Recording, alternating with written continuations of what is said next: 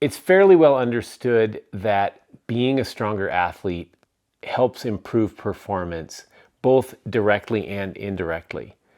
Indirectly, we get higher performances because our work capacity improves, our injury proofness improves, and our overall ability to train goes up. Directly, through strength training, we can hold on to holds better, we can lock off better, we can do harder moves on steep terrain. But it's hard to understand exactly what kind of strength training I should be doing. Should I be picking up barbells, or should I just be hanging on tiny edges on a hangboard? The answer is yes. And what I want to talk about today is that there's a continuum from picking up a heavy barbell to hanging on the tiniest of holds, and all of them are strength training.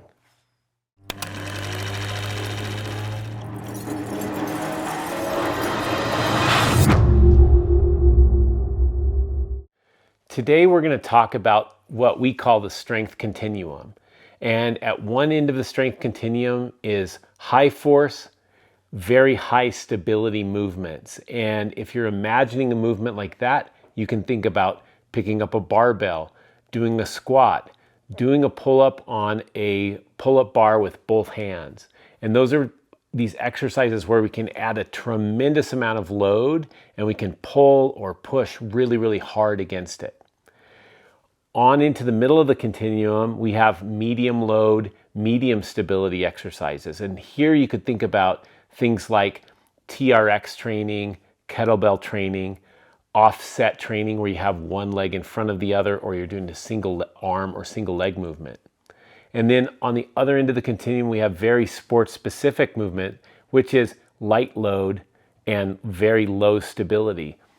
And sometimes climbers get a little offended when I talk about sport-specific training, such as hangboarding or moonboarding, as being low intensity.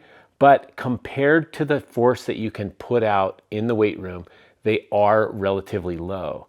And all of these are appropriate at times in your training. And so we're going to talk about how each of those things kind of plays out in a training year. 2 or 3 months a year, I recommend that an athlete do high stability, very high load training. This would be a wintertime strength block. It might be a midsummer rebuild, but what we're looking at is doing exercises where you can put out the highest amount of force, such as deadlifts, bench presses, weighted pull-ups. So how often should I do this kind of strength training? My general recommendation is very simple. Off season, when you're doing your strength builds, I would say 3 days a week of general strength training that's primarily high load, high stability training.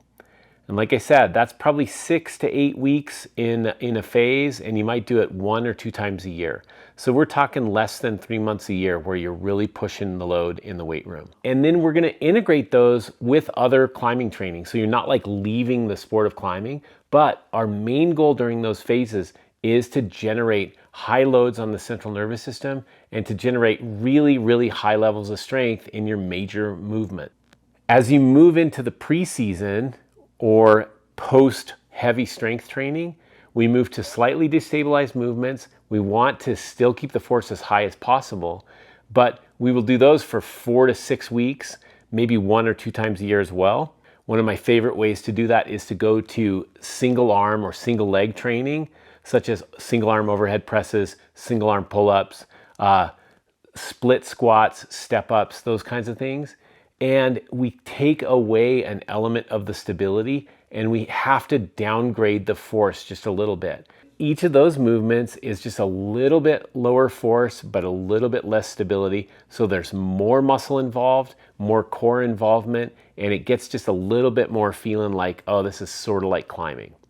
And then finally, in season or when we're doing really highly sports-specific strength, I like to see it be 1 time a week in addition to a lot of performance at the crag. And in that 1 time a week, we're going to look at how do I connect my fingertips all the way out to the tips of my toes, and how do I maintain core tension for that whole time. And try to make things as real for the athlete as we possibly can. We can still do things like deadlifts and bench presses and things if we're really interested in continuing to maintain that strength, But more importantly, we're trying to integrate strength from a little tiny contact point in the hand to maybe a little tiny contact point in a distant toe position. And that is where we see a lot of core stability training, a lot of specific training on the wall, and a lot of hangboard training.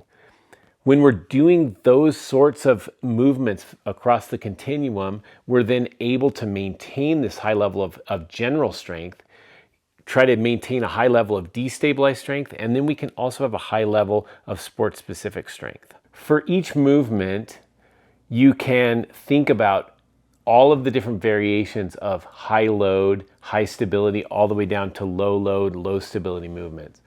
A really good example, easy one for climbers, is pull-ups. A high load movement might be 2-arm pull-up with a big weight hanging from your waist and trying to max out at 2 to 3 repetitions.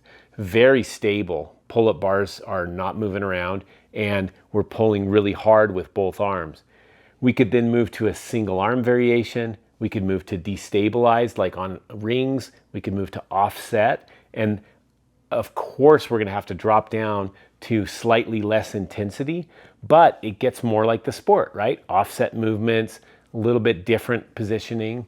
And then when we finally get to a sport-specific position, it might be pulling on the campus board. It might be doing pull-ups on a hangboard. It might be actually just pulling your way up a moon board.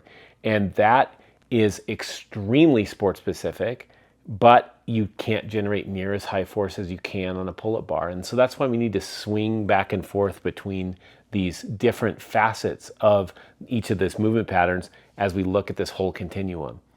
And each movement, whether it's a squat or a hinge or a press or a pull, or even our grip strength, will have very stable, high force capabilities and then very low force, low stability capabilities. And we can find those if we look hard enough in each movement of the sport. So let's look at the details of what a high load and high stability workout might look like. Again, we're looking at probably 3 days a week of this because we're really going to chase strength during this time. And I like to see you do one exercise in each of the movement patterns. So that's going to be a pressing exercise with the upper body, a pulling exercise with the upper body, a hinging exercise at the hip, a squatting exercise or a quad dominant exercise, and then something to do with your core. And of course, as climbers, we're going to be working our grip at that same time. When we're picking those exercises, I want to look for about 10 to 15 total reps per exercise in a session. And so that might be 3 sets of 5, 5 sets of 3, 4 sets of 4, but something that's pretty intense. And we'll be selecting exercises that are really stable. For the chest exercises, for the pressing exercises, an overhead barbell press or a bench press would be appropriate. For pulling exercises, maybe some kind of rowing exercise or a heavy pull-up. For the hinging exercise, the classic choice is the deadlift. And for the squatting exercises, most people will pick a front squat or a back squat. For my athletes, I prefer the split stance squat. And even though that is a destabilized version of it, it seems to be healthier for most of my climbers' legs. When we're doing these high stability, high load exercises, I really want you to get the intensity correct. And so if you're doing 4 sets of 4, you're going to judge your progress on how you do in the last set. So if I get set 1, I get all the reps. Set 2 and set 3, I get all the reps. Set 4, if I can't get all 4 repetitions, I'll just stay with that same load and work toward it again in the next workout. But I want you to go as many reps as you can possibly go on that last set. And if you get to 6 or 8 or 10, you know you aren't pushing those loads heavy enough. And so I want you to raise the intensity of that or add load to those exercises until we're closer to only being able to do 4 of those. In the medium load and medium stability workouts, we're going to keep the same relative number of repetitions as we did in the high load, high stability stuff.